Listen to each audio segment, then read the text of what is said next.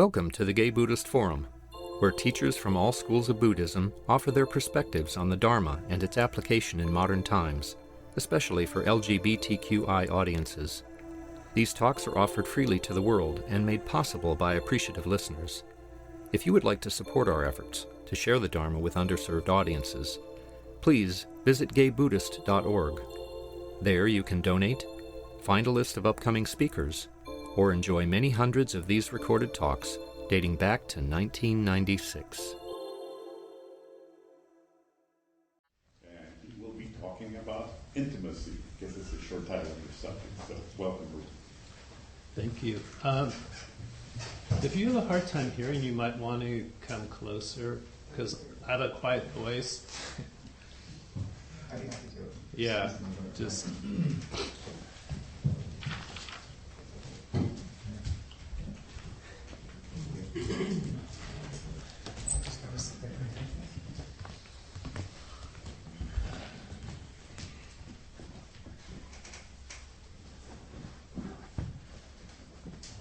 So,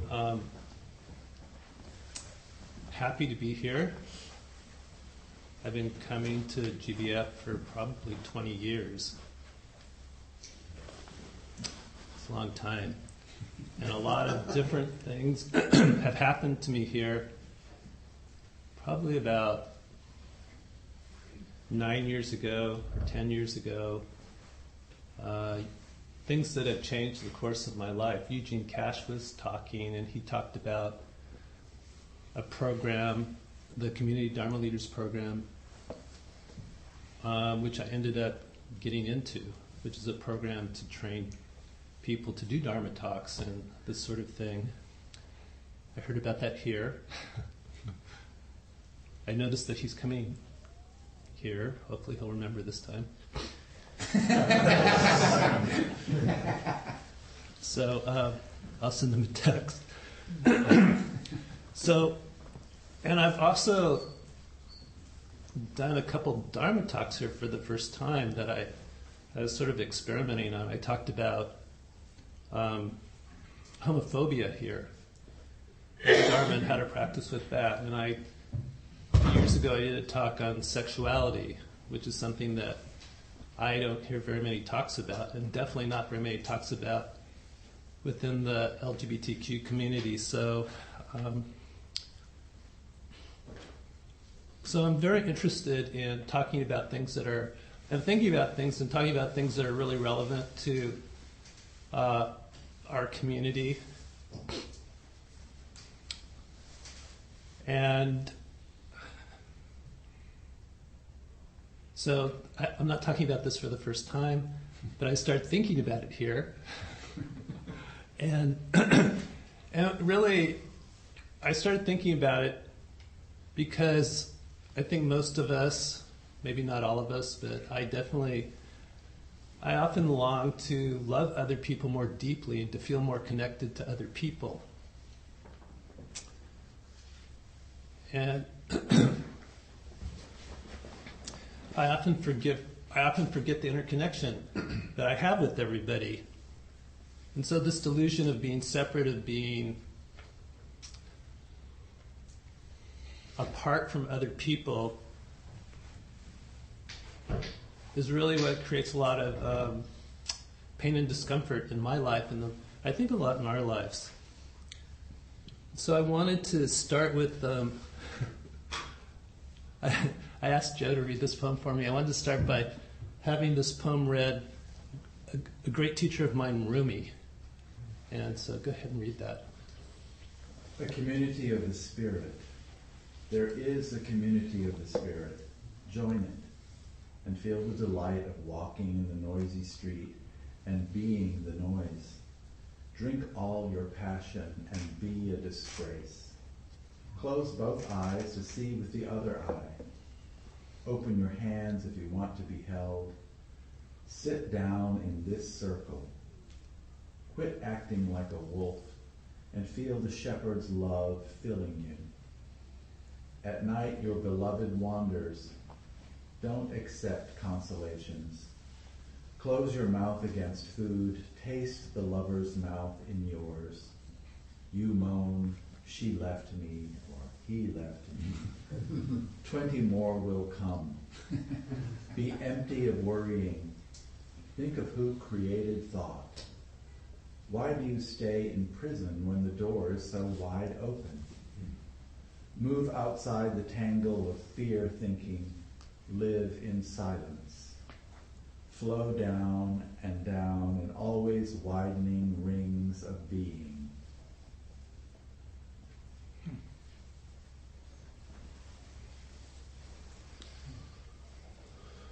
So I think Rumi is encouraging us not to limit how intimate we are in the world.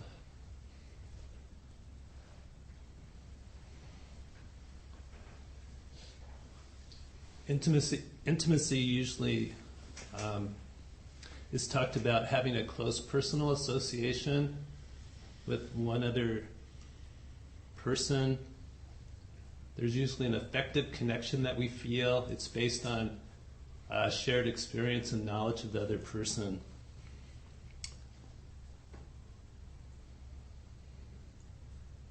And when I've done a couple day-longs on this with a friend of mine, Shahara. I think she's taught here at least one time. And often what we do is we have a poster board here, and we ask people to call out words which you can relate to as being connected to how you think about intimacy. And so what I want you to do is I want you to imagine a poster board in your mind that I'm writing on. And I would invite you just to call out some words that kind of create a feeling of intimacy for you as a reflection of how it is that you hold it and how it is that you think about it. And when I began thinking about intimacy many years ago, there were 4 words that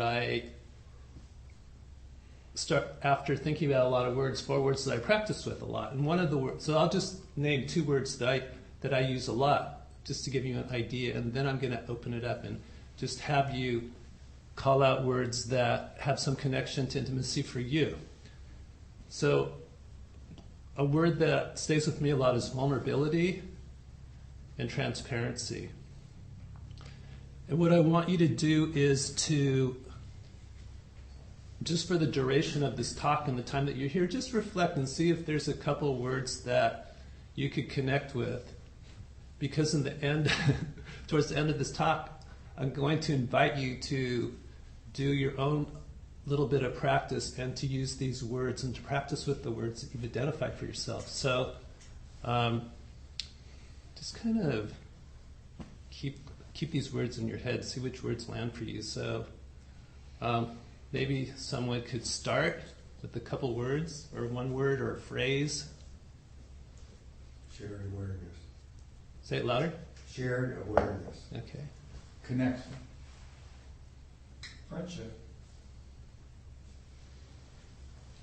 Acceptance. Present moment. Awareness. Honesty and compassion. Authenticity. Love. Warmth. Care. Sex. Kindness. Convent. Closeness. Presence. Trust. Okay, that's good. That's good. Thank you. So, typically, within Buddhist traditions, when they talk about intimacy, they talk about it's a way of being present with what's happening with us in the moment. So intimacy often is equated with mindfulness. Knowing this breath and the next breath, knowing this step and the next step, knowing this bite, this sensation in the body, this mood, this emotion. And one early practice question that one of my teachers offered to me, which I often start at the beginning of meditation as I introduce as an intention for my practices, the question is, what is happening now?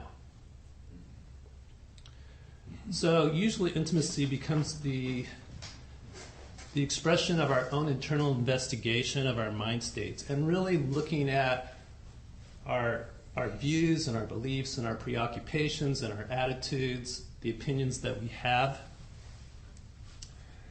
And so the invitation is to excavate the areas that we're not aware of and bring them more into awareness so that we can practice with that. And so by default, this is theoretical, by default, as we become more aware of our own conditioning and what we're not aware of, then that allows us to include that in our practice, and by default it extends to the people that we interact with.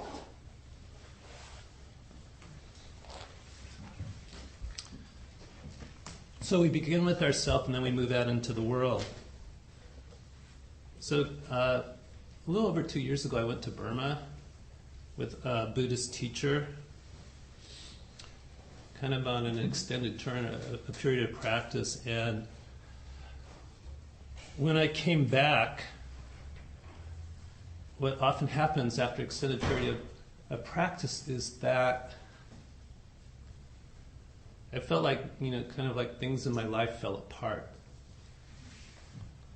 That things shifted, and what I thought was important, I wasn't sure if it was important anymore. The stories and narratives that I had about myself and who I was and my ideas and beliefs, I wasn't so sure that those really were who I thought I was.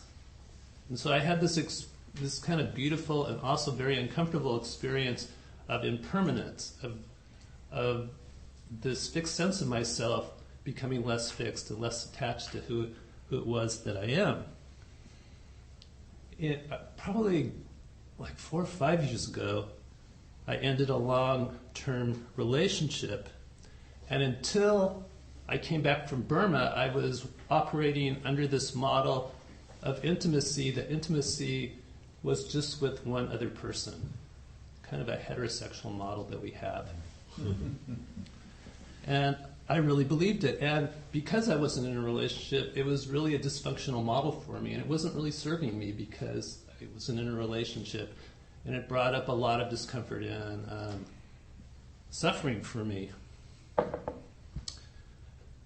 So I was inspired after I came back from Burma to really turn towards Buddhist teaching, since I'd been in a Buddhist country for a couple of months. And I wasn't sure I wasn't sure really how to begin, and so I went to Dharma Seed, which is an online resource of audio talks by different Buddhist teachers. And I used the search engine intimacy, and I typed that in, and it brought up some talks, and I started listening to a lot of talks that had intimacy in the title. And a majority of the talks, or almost all the talks, were really about being intimate with ourselves, which is really very beautiful. But I was really interested in a more relational kind of intimacy, because intimacy with another doesn't necessarily and organically flow out of a sitting practice. I know myself better, but I want to apply what it is that I know about myself with other people. We become more familiar and friendly with ourselves, and then we want to share that. So I started really looking at understanding that in order to do this, we had to introduce intention, and that we had to have a really more focused investigation if that was something that we really wanted to look at, if we wanted to look at intimacy, and that I needed to broaden the scope of my practice. So I started thinking about the different things that impact us as gay people, as queer people, or however it is that we identify. And within our culture, within the U.S., certain groups are preferenced or given higher value to. And all of these things have an impact on how it is that we think about ourselves and what it is that we believe. And so I started, some of this is, I just want to name this because this is all stuff that we can include when we start doing this kind of practice. So groups that are preferenced over other groups is hetero is preferenced over homo. being partnered or in a couple relationship has a higher value than being single. There's a certain oppression that we feel, that we can feel being a single person in this culture. And within the gay male community, immediate gratification is preferenced over a slow, mindful engagement with another person. I mean, now, so these are generalizations that they may not apply all the time or to us ever. Strong physical chemistry is preferenced over weak or no chemistry, especially as a prerequisite to engaging in relating with another person. We even have this idea of a mystical energy exchange that we need to experience when we meet somebody. Hookups and impersonal sexual encounters without much emotional or any emotional connection is preferenced over connection in relationship. And so these are just some of things. And then in addition to that, we live in a strongly homophobic society that tells us that we're defective, that we do not deserve love, we're unlovable, that something's wrong with us, that we're not good enough.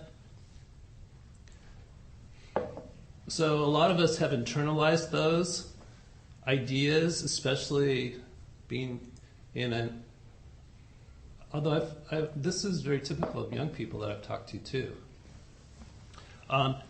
And we live within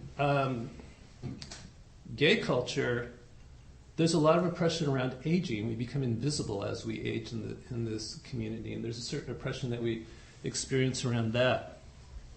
So we live in this very homophobic society. In addition to that, there's so many things. It's like when I started doing this investigation, a lot opened up for me, is that many of us, because of being gay or queer or however it was that we identified, when we grew up, have some sexual, physical, psychological, emotional wounding from our families, trauma, and that's embodied inside of us, and that it often shows up at inopportune times, often as we're moving towards connection or caring with another person. I mean, that's my experience. And then we have other wounding. And then we practice in Dharma communities, and if you go to another sitting group outside of the GBF, they're mostly taught, although this is changing now, they're mostly taught by white, heterosexual male teachers. Mostly. It's changing now. And within those communities, what's preferenced is solitary individual silent practice over relational talking practices. So we could come and sit in a room with a bunch of people and feel a tremendous amount of love, but really have no connection with those people. And so there's a shift that's happening in the whole idea of Sangha, the community of people that we practice with. Not here, but when I go to other sitting groups, I listen to the teachings, but they usually don't address or name stories or experiences or that I can really relate to, because the teachers usually don't identify as LGBTQ. So a lot of what I hear isn't really relevant. It has a definite heterosexual bias. So our experiences aren't really named. And when our experiences aren't named, then for me, it took me a long time to think about including those unnamed experiences in my practice. Like, until I started really thinking about homophobia, I just kind of had habituated to homophobia, and I didn't really practice with it. And I had to intentionally include that in the practice. So I think this is also I think it was last year when I did a day long at the East Bay Meditation Center. One of the people that came sent me a link to a Huffington Post article, and the article was entitled, The Epidemic of Gay Loneliness. Yeah. And I was really moved by that article. And it talks about higher levels of morbidity within our community. But one thing that really struck me, and this may or may not be true for you, but it said, despite all the talk of our chosen families, gay men have fewer close relationships than straight people or gay women. And I don't know if that's true or not, but that was the experience of these people that participated in that survey, and that was kind of startling to me. So coming back to Buddhist teachings, the Buddha said that Buddhism is a direct path from bondage to freedom. There's a academic Buddhist teacher, Bhikkhu Bodhi, who wrote an essay called Taking Stock of Ourself, and he says that it can often feel like a tortuous route full of unexpected twists and turns, and really reflects the entangled mental topography of our minds. So when we begin a practice, what can often be described as a direct flight, like a flight of the crow to freedom, often involves moving very slowly and steadily and cautiously through what he says the winding mountain roads of our mind. So he talks about that we have to do a thorough and honest self-assessment of who it is that we are. And that we each have our own unique sets of desires and aversions, as well as goodness and other beautiful qualities, and that we need to pay attention and identify what within Buddhists would call them defilement, what those defilements are within us. When I started, I'm going to talk, I think, for a couple more minutes, and then what I want to do is have you break into triads, because I'm talking about intimacy, and it seems like I would be remiss if I didn't give you a chance to practice being intimate with each other. So I know when I started coming, I always hated relational kind of practices. I just wanted to sit here and not be bothered. Not here, but when you go to another sitting group, or if you go to a day-long, or if you go to a retreat, we get a lot of instructions about how to do practice. Like teachers will point us towards our particular area to practice with. And last year I made a list. So I wanted to read you some of those. The teachers will say, try and stay with the breath. Feel the breath at the nose. Feel the breath at the belly. Feel the breath at the chest. Feel the breath in the whole body. Feel the sensations of the body breathing. Try to stay with and feel emotions. Stay with and feel emotions in the body. Try not to get lost in emotions. Notice when identifications with emotions occur. Notice thoughts, and sometimes mentally note thinking. Try not to get lost in thoughts. Notice when awareness returns after being lost. Notice self-judgment and try not to judge yourself. When judging others, try to let go of judgments. When a hindrance arises, let go of that. Stay awake when sleepy, sit still when restless.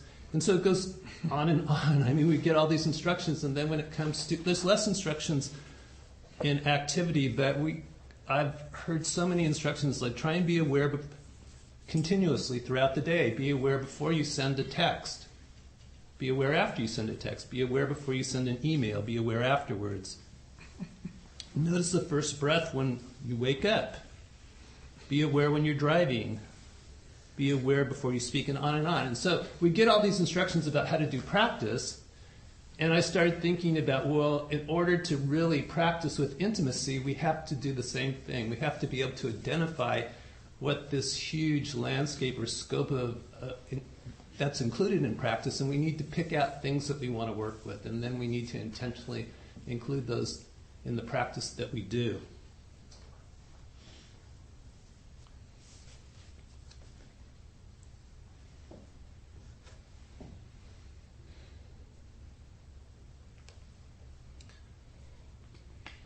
And some of it is just reflection. on our relationship and how it is that we hold intimacy.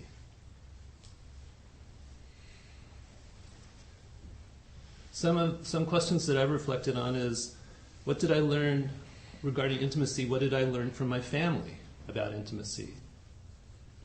What did I learn from my mother? What did I learn from my father? What adjectives do I use or words do I use to describe intimacy? What self-defenses do I use to avoid intimacy? What are some strategies I use to create intimacy? And so I wanted to offer you a question and have you take a few minutes, 3 minutes, in triads to talk about it. And what I wanted to remind you is that there's a tremendous amount of refuge here. There's a reason why we all come to GBF. Because we feel safe here, we often feel seen, we feel heard. Our experiences as gay men are reflected back to us. I feel like there's a different level of engagement because many of us have been coming here for a long time. So perhaps there's more engagement, perhaps there's more connection, but we also have different levels of intimacy when we enter this room, and we bring all of our conditioning and everything that I described with us into this room, and so I've often thought that this is a perfect place to practice intimacy. So I'm giving you a chance to do that. So what I want you to do is to just work with 2 other people next to you. I'm going to, I'll time you 3 minutes, and I want you to just use these simple guidelines. This is one-way listening and one-way talking, so there's not any cross-talk. This is, whatever you hear is confidential, so don't repeat it or say anything to that person ever again.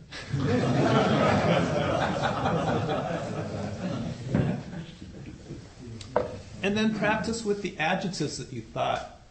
So if one of your adjectives is vulnerability, talk about something that might make you feel more vulnerable. So only share what feels comfortable, but see if you can practice being a little bit more intimate in this short, brief conversation.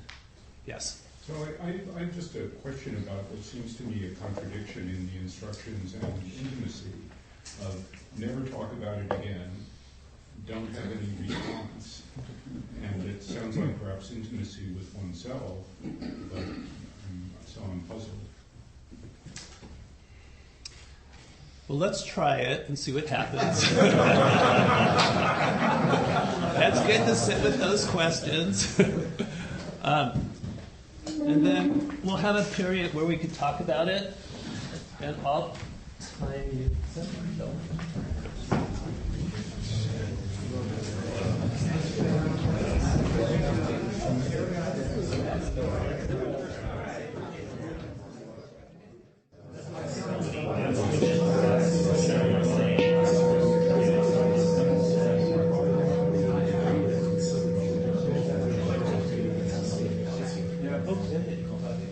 And then just stay in your groups, and then part 2 of this would be just take a few minutes to, you could talk, this is a period of interaction where you could just talk about what that was like and what came up for you or any reflection that you had. So I'll time this too. So just 3 minutes.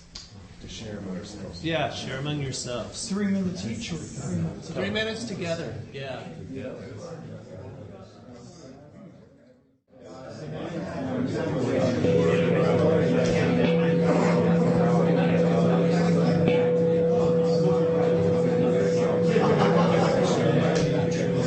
So finish up, we'll come back.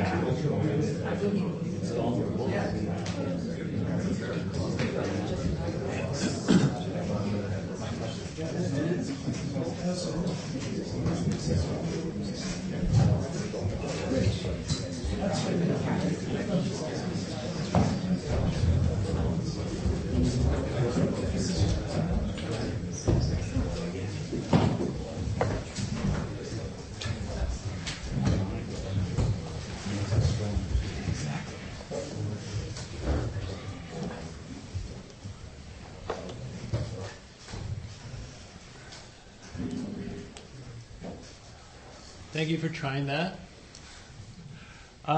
So I just wanted to open it up for any comments or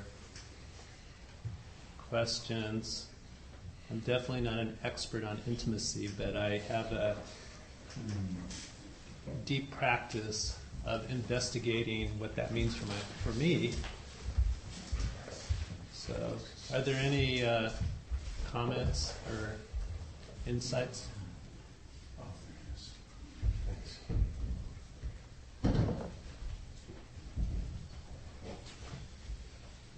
I just think as gay people, especially gay men,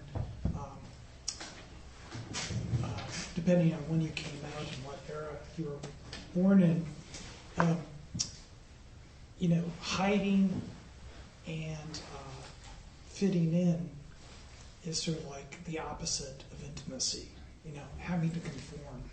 So it's a training in the opposite of being authentic. So it's a very strong stream to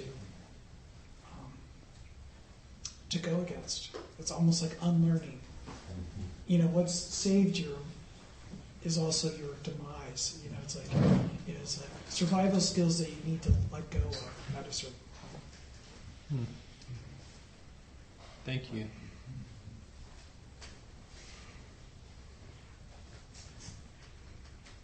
I appreciated the opportunity to talk with two different Sangha, and it really reminded me of how important I think our small group discussions are that we have once a month. It's a way of building intimacy in Sangha.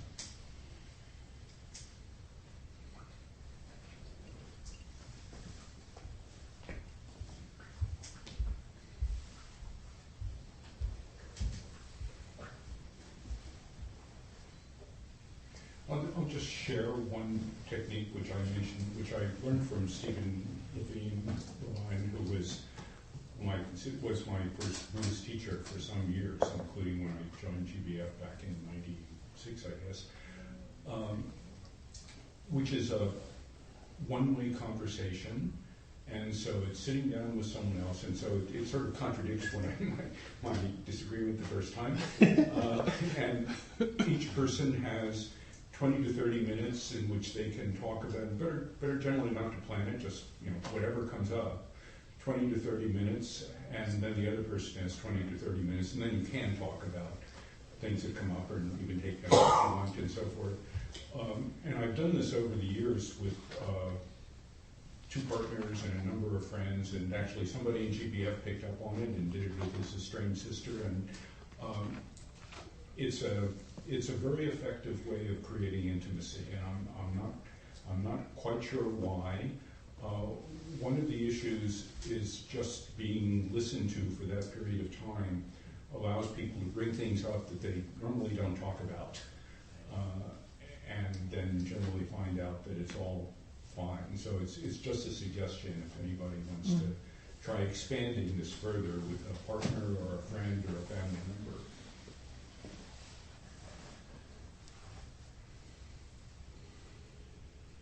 I really appreciated the exercise I did, and I felt emboldened enough. Your word vulnerability really struck me, and so I purposely sought out people I don't know, which is not like me, and it was very rewarding.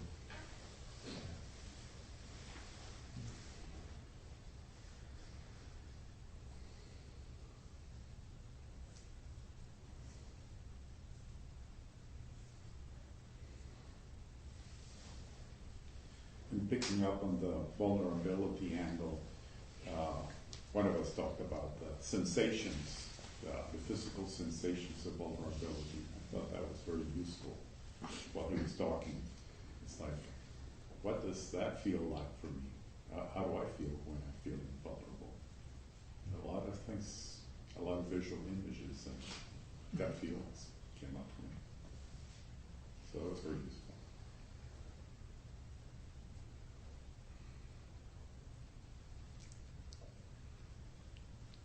Something I think I learned as I review over the discussion we had is that intimacy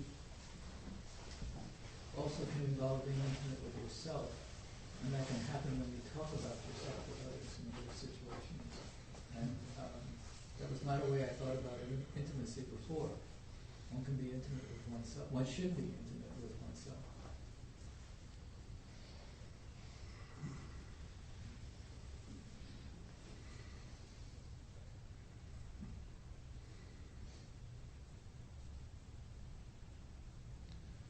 I'm characteristically quiet.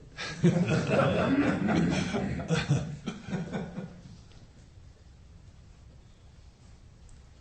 guess one thing I'm thinking about is, Baruch, as you were talking earlier about sort of standards,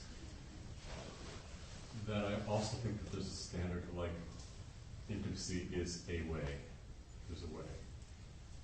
And even for one person, because I'm aware that my need or my draw or my practice of intimacy with others is changing through my life.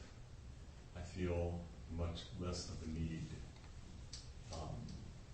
Maybe it's sort of related to what you had just said, but with increased intimacy with myself, but also that sort of opens me up to sort of a universal sort of intimacy, I feel, at least at this point, much less a need to be immediately intimate with other people.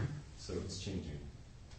The way that I was and had need for intimacy even a few years ago is not the way I experience intimacy right now.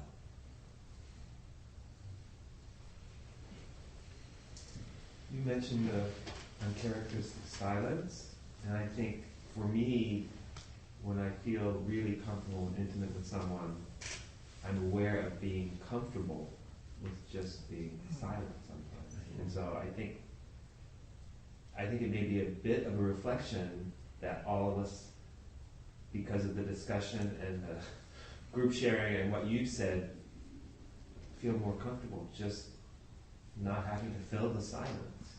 Right.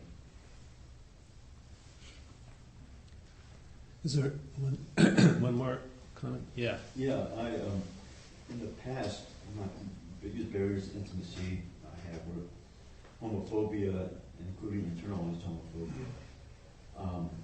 Right now, the biggest barrier I see to intimacy is age. I think that there's a real pressure in this culture to shuttle the elderly aside, and it's really kind of like swimming upstream to push against that. I live in San Francisco, and I have gay circle friends, so I don't directly experience homophobia except on very rare occasions. But I do experience a subtle age phobia, at least I think that's what's going on. And I just see that's, like I said, there are efforts to deal with seniors in this city, but I think there still is a lot of ageism going on that can be real problematic.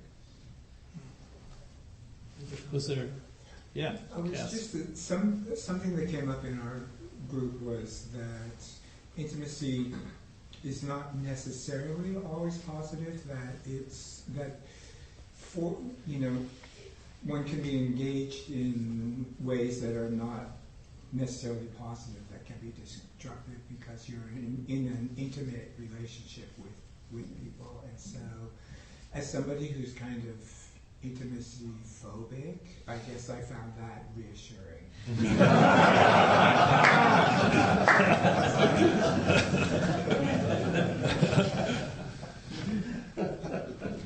Well, so we're running out of time, but I just wanted to close by just saying that that this is named now, that we can include this in our practice, that we can identify just specific parts of intimacy. Intimacy is so broad, and that it's an investigation and exploration. And if there is an interest in moving towards intimacy, towards ourselves or towards others, I think it has to be a very intentional process that we enter into. When I started doing practice, I had this magical belief that I would just do practice and then I would just be different and my life would change. And I really have learned that that a sitting practice doesn't necessarily lend itself to changing how it is that I am in the world, and that a majority of my practice is out in the world, so that we can be very intentional. So this is just a very kind of brief introduction to kind of this huge field of practice, and so I thank you for your attention. Thank you, Baruch. Next week, by the way, is Eugene Cash is going to be coming here. So, No, 2 weeks. Oh, that's right. Yeah. Open discussion next week, so we can practice intimacy in preparation for Eugene Cash's welcome. Any announcements? So I don't normally announce this, but it seems connected. So the Meetup Gay Salon, which you can easily find on meetup.com, the Gay Intellectual Salon, also meets here in this space. And 2 weeks from now, the same week as Eugene Cash at 4 o'clock, the topic this time is on vulnerability. And that's why I'm mentioning it, because I think that's probably, concerns with that are probably the biggest, at least a big impediment to intimacy. So if you're interested, look at meetup.com, and you'll find Gay Intellectual Salon, or put in Gay San Francisco, you'll find it. And this is when again? 2 weeks. 2 weeks. 4 o'clock here. On a Sunday? Or? Yes. Yeah, Carl. Yeah. Well, I wanted to announce another LGBT Sangha that's been going on for 16 years that also meets in this very room every Monday at 5:30. It's the same format as GBF, and it's a half hour of meditation and only a half hour Dharma talk, so we're out of here by 6:30 on Monday. So it's a sweet little group. It's much smaller, but many of us here do attend that as well. So you're all welcome to the LGBT Sangha. It's a very diverse and mixed little Sangha. 5:30 every Monday right here. It's not a federal holiday. And yes. Last week I asked if there were people who were interested in doing a postcard campaign against Stephen Lundes in one of the most heinous congressmen in California. Some of you signed up for that. We couldn't pick a date, so I prepared these packets for those 9 or 10 people and a couple of extras to do this postcard campaign, and it's sort of all included at this point. So if you can see me afterwards, I've got that for you, and maybe we can move into something. This can be very easy, but we can do something to have our voices match outside of this space at least once a month, whether it's political or it's in our natural environment or whatever we decide to do. So I'm happy to discuss that with anybody. Yeah, there's going to be an LGBT retreat at Tassajara in April. And I don't know if you've ever been to Tassajara, but it's this beautiful place at the end of Carmel Valley Road. And it's it tends to be, Tassajara could be expensive, but this retreat's, I think, only like $300 or $290 for 4 days. And it's just an amazing experience, Tassajara. So if you're interested, let me know, or just go to the website. What's the date? I don't know the exact dates. I just spaced it, but it's mid-April. Would that be on the Zen Buddhist website? Yeah, that'd be in San Francisco Zen Center. Just look under Tassajara. Any other announcements? Glad we have quite a few. But we do have a host. That's me. I'm George, I'm your host. I'll be coming around with Donna Bowl. Suggested donation is $10 to help maintain the Sangha. There are tangerines out there. They're sweet and delicious.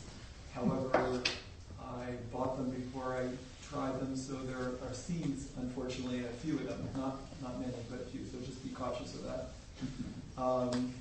And some people meet at the door at 12:30, I believe, to go out to lunch. And I didn't hear those hot water things sing like they usually do. I'm hoping I did it right, and there was hot water for tea. If there is, enjoy that too.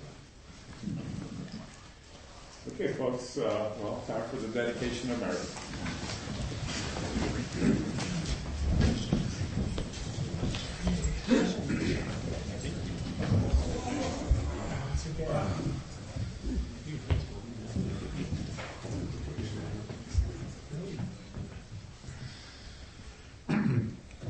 By the power and truth of this practice, may all beings have happiness and the causes of happiness. May all be free from sorrow and the causes of sorrow. May all never be separated from the sacred happiness which is without sorrow, and may all live in equanimity, without too much attachment or too much aversion, believing in the equality of all that lives.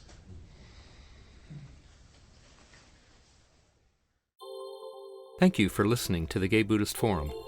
If you would like to hear several new talks per month and be notified of upcoming speakers so you can participate live, please subscribe to this podcast, like us on Facebook, and join our mailing list by visiting gaybuddhist.org.